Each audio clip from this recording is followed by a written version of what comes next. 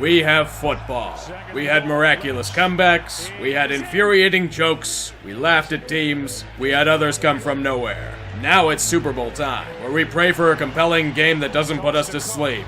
May we also pray for the teams that fell short of this goal. So much for the optimism. Leave it to a team that has given their fans nothing but heartbreak to keep twisting the knife as if it's a screwdriver. The first half was dominance. The Bills' defense was destroying all things Deshaun Watson, and Bill O'Brien's job was roasting on an open fire. A 16-point lead sounds perfect, right? Well, Buffalo's offense couldn't agree. Bills Mafia's ready to kill me for this, but Josh Allen ain't ready yet. He's far more of a running back at this point, and it showed when it mattered. Touchdowns revert to field goals. It's here where J.J. Watt carried this team on his back like a big boy and rallied the troops to score 19 unanswered. When Bill O'Brien happens and the Bills die, you think, yeah, the Texans are gonna blow it, but then Deshaun Watson saves O'Brien's job from the fire. It's so Buffalo to have sweet victory in your grasp only to have it taken away. All you can do is pray Josh Allen, develops faster than red wine. It's surreal when it actually happens. You see the Patriots playing like shit, on display for weeks at a time, yet you know what experience says. They'll pull out some bullshit. When facing the Titans, the standard offensive shittiness occurs, but I couldn't celebrate. It's New England, they'll win in the end, they always do. Except this time, it never happened. The offense sucked and sucked and sucked. Unlike a blowjob, there was no climax. Derrick Henry bulldozes over you long before it happens. If I'm that defense, I want heads. They didn't deserve Tom Brady's ashes moving into an urn. Perhaps the receivers can catch a train out of here, but I have my doubts. And of course, the coup de grace, a pick six on the final throw. May we hope this is truly the end instead of a mirage. Please die. You made the playoffs, Philly. I'm proud of you for defying the odds. However, the football gods aren't as pleased. They demand more payments. Oh, no, they don't want another token offering. They want the main prize. Everything is fucked. Carson Wentz dies for your sins yet again. The geriatric Josh McCown does his best, but let's be real, the Eagles were far too wrecked to even consider doing anything this year. The Seahawks were unimpressive as hell, but that's how bad it was for Philly. They had nothing. It was like watching Germany trot out a bunch of 12-year-olds in the final days of World War II. In the meantime, everyone blames Howie Roseman for not having hindsight powers, and we still laugh at the Cowboys. Sounds like another day in Philadelphia. When I said this team was going to fuck it all up somehow, I didn't anticipate it would be this early in the playoff run. Heavy favorites with everything to play for. Yes, the perfect excuse to look like shit in all facets of the game. If you're going to prove yourselves as contenders, at least have an answer for the Vikings defense. They stuffed you all game long as the offense pulled off a talent heist. Most skills they had were robbed. Drew Brees did his part by making crucial mistakes to give Minnesota life. I had concerns about the Saints secondary from week 1. Guess what happened? Torched by Kirk Cousins. You like that? Or are you too busy trying to devise a conspiracy that the NFL is against you? No, the only people to blame for this one are yourselves. This may have been it for you if Brees falls off or hangs it up. Who dat? Failures. The Houston Texans have been wasting talent for years. This game merely emphasized it. A 24-0 lead where the Chiefs are all but dead to rights. They're self-destructing in front of our very eyes. There's no way a team can fuck this up. That is, unless you're Bill O'Brien. He took this as a challenge. Everything the Texans represent was on perfect display for 3 quarters. I've suspected it for years, but this game confirmed it. Bill O'Brien is a terrible head coach who should have been fired years ago. Here's the issue. You don't go for it on a 4th and inches on the Chiefs' 10-yard line. Fine, take the points, you're up by 3 scores. So why the fuck are you faking a punt on a 4th and 4 on your own 30? What the fuck is your major malfunction? That play is grounds for immediate firing, and the rest is just icing on the cake. Painfully blowing a 24-point lead in 10 minutes. And not just that, the team just checks out and proceeds to be massacred. 41 unanswered points. Kansas City ran out of touchdown fireworks. If you're out-launch Bill O'Brien into the sun, Houston will love you for it. And the worst part? Nothing will change. O'Brien will still be a hack as a head coach and GM. This organization is forfeit. Delete the goddamn franchise because you're a meme now. This felt like a game you don't recover from. Someone please free Deshaun Watson. You guys should seriously talk more shit. A dominating season undone by 1 game. If the objective was to do this, then mission accomplished. You know what this felt like? The 2017 Pittsburgh Steelers. They talk endless shit about how they're going to the Super Bowl and then get embarrassed in their first playoff game because they look past their opponent. Did you like Derrick Henry? Maybe you can tell Earl Thomas that he couldn't tackle him for shit. As for the offense, Lamar Jackson got shut down. The bold decisions to go for it on 4th down failed repeatedly. That's enough to end any hope. A year full of promise now lost to the wayside. Everyone will blame Lamar when this is the whole team's fault. What the hell is it with the Ravens and brutal losses to end their season? You blew it! You had it all and you blew it! It is inevitable. Minnesota season ending with a silent thud on the ground. Lifeless, cold, dead on impact. They weren't even expected to make it this far, but apparently that's good enough. Heading into Santa Clara was a death sentence. The Vikings' offensive line was ripped apart for 60 minutes. Dalvin Cook was completely ineffective. Nothing could get going. The defense couldn't hold for long as San Francisco might won the day with ease. Despite the Niners' defensive line dominating, everyone will blame Kirk Cousins for the loss and call it a day. I'm not gonna go super hard on them for losing though. They get the worst punishment imaginable. Another year of the same goddamn shit in 2020. Well, there goes your chance. Not that you had much of one to begin with, what with the end of season skid and all the injuries on offense. Makes perfect sense to keep running the damn ball when your running backs are practice squad fodder and a beast mode only capable of running over Skittles. Remember how bad your defense was? It was exposed badly in the first half. Even then, the Seahawks had to stick to the narrative. They had to come back and make it a game. Green Bay even did their patented don't do shit in the second half because we're inconsistent as hell shtick. It still wasn't enough. Seattle was too late. The Packers went ugly for roughly the 11th time this season. No, I don't give a shit if this was a first down or not. Seattle would have blown the next play regardless. I was wondering why Titans fans were hesitant about having hope for their team. Seems like they knew this was coming in the end. You can't even fault them for it. Tennessee just ran out of gas. The moment they went 3 and out just before halftime was when I knew they'd lose. The spotty defense being unable to tackle anything would merely justify it. Just look at Mahomes slip off everything like grease. It's embarrassing to watch. The rest of the game kind of was as well. That slow deflating of hope, that's reality setting in. No real shame for them, it's a good season, but that's good enough for you. Now the question lies with Tannehill and Derrick Henry. They're free agents in the spring and they're going to get paid. Here lies the typical standard for the Titans. 1 yard short. Hypothetically, of course.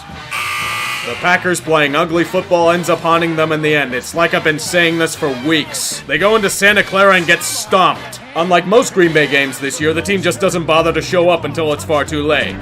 The whole team was exposed. The defense couldn't stop Raheem Mostert if they tried. Jimmy Jesus just sat there and watched him run. I thought you had a defense now, so where did it go? The offense didn't do anything until garbage time. Congratulations, you reinforced every single thing I bitched about. I keep going on about how Green Bay was what I thought they were, but that's too consistent for the Packers' standards. It's best to just say nothing for half of it. Keep sleeping on us, you said? Well, the team slept for a good deal of the game. Thank God I don't have to be salty and say this league is rigged. That's a gift for us all. Let's see who's not New England from the AFC. The Kansas City Chiefs, long a team that has been the bridesmaid to their superiors. Eternally the Knights watch as everyone else enjoys drunken gluttony and pleasures they would never experience. That is until now. I wouldn't necessarily call it a true change in how the Chiefs played. It was a perfect storm of circumstances. The big teams in the AFC collapsed or underachieved. It's a time of great change in the conference. And there's also the Chiefs' offense being the Chiefs' offense. I'd say that's the most important part. The key formula here? No Pittsburgh, New England, or Indianapolis in the way. A world without Brady, Ben, or Manning in the Super Bowl. Thank God. The newest flesh to claim the mantle of AFC quarterback? Patrick Mahomes. Let's bring out the archive footage. We have reached a paradox. The Chiefs have drafted a quarterback in the first round, and they traded up to do it. I feel like the world I've known is suddenly crashing down upon me. Hell has ordered millions of snowblowers, cats and dogs are dancing in the streets, and all because the Chiefs have done something for the first time since the Reagan administration. Oh, who am I kidding? He will probably be as effective as Alex Smith because Chiefs. That aged impeccably. Let me eat these words like the moldy bread that it is, even if they were tongue-in-cheek. Alex Smith, he is not. Mahomes is leading the new wave of quarterback, one that blends elusiveness and an elite arm. He was boom or bust out of college. Let's just say he boomed. Not only becoming one of the biggest faces of the NFL, but having the statistics and talent to back it up. A Super Bowl appearance was inevitable with such skills. Even with his prowess in throwing, you must respect his feet. He can burn teams with that as well. One of his few flaws are that he puts ketchup on steak. Why would you desecrate such a fine cow like that? The receiving corps does not care about such transgressions. They boast breathtaking speed that few teams can cover. Tyreek Hill is one of these weapons.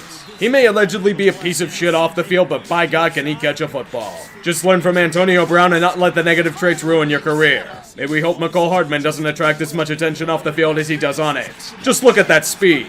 Well, if you're able to watch long enough before he's in the end zone. Sammy Watkins, just add more raw talent on top of the pile, why don't you? And there's also this Travis Kelce guy. He might be pretty good at catching footballs and creating separation.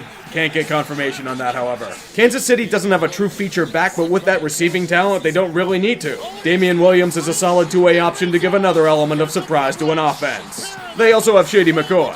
He doesn't play much, but he's still there. The main question for the Chiefs will be in their defense. It shows flashes of brilliance, but can still be seen as a liability in spots. To succeed, they will need more key performances from guys like Chris Jones, Frank Clark, and the immortal Urukai that is Terrell Suggs. They can get to the quarterback, but what about their secondary? How about the revival of the Honey Badger playing the best football of his career? Daniel Sorensen? Javarius Ward? It's something at least. It may still be iffy, but it's enough to get back to the Super Bowl for the first time in 50 years. If it's anything, they beat the Vikings in a big upset. Hank Stram became immortal with that win, and today a long-cursed coach will also get another shot. Andy Reid. The great failure of our times is a shot at redemption. The man has always known offense, but it helps that the league adapted to his strengths. Even for as much as I shit on him, the guy is a likable personality, career football man, future Hall of Famer, worthy of a title. The last time he made it to the Super Bowl, it was against the Patriots. Predictable outcomes occurred. Who is Reid getting his chance against this time? San Francisco was a really hard team to predict before the season. Years of being terrible due to their own self-sabotage 5 years earlier seemingly were never ending. 2018 was supposed to be the year where the Niners would return to relevance, but then everyone got injured by week 3 and back to the basement they go. Not many had San Fran being in the playoffs. I didn't think they'd make it. Too many variables. We still didn't know what Jimmy Garoppolo could be. The defense had a lot of new parts that could possibly not mesh. Despite the questions, this year was critical for the franchise. Let's just say it worked out in the end.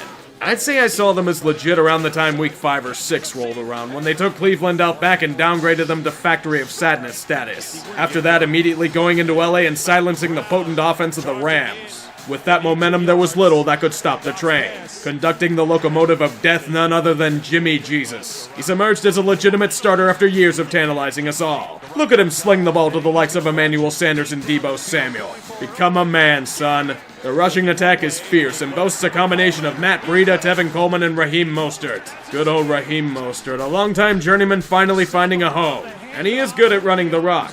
Before you ask, yes, he was a member of the Cleveland Browns. But I'm forgetting the main ingredient of the offense. This is George Kittle, and his hobbies include destroying defenses, wrecking the dreams of fan bases, and shedding the mere fleas that try to tackle him.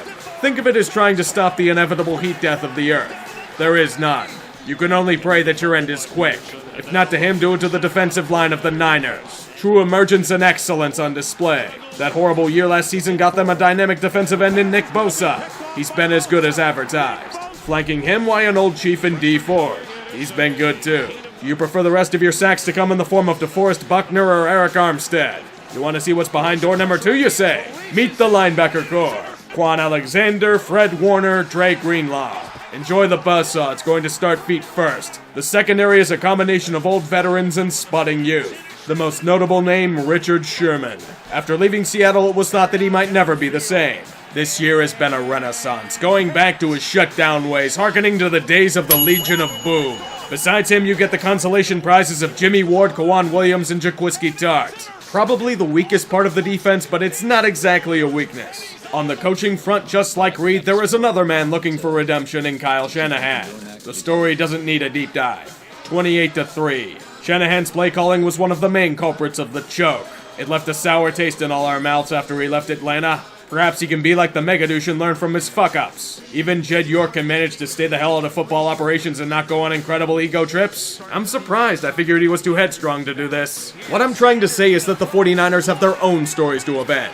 Making the Super Bowl less than a decade ago only to come up just short of the prize. They will want to solidify their legacy. A 6th Super Bowl ring.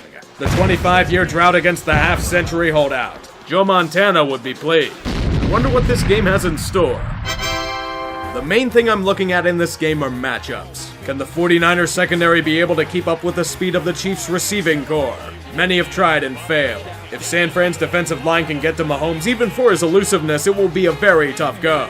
I don't know why, but it just feels like time for Kansas City. Too many elements playing out in the right way. The Miami Dolphins sacrificing their tank for a much easier road here. The Patriots losing. The Titans conveniently bowing out.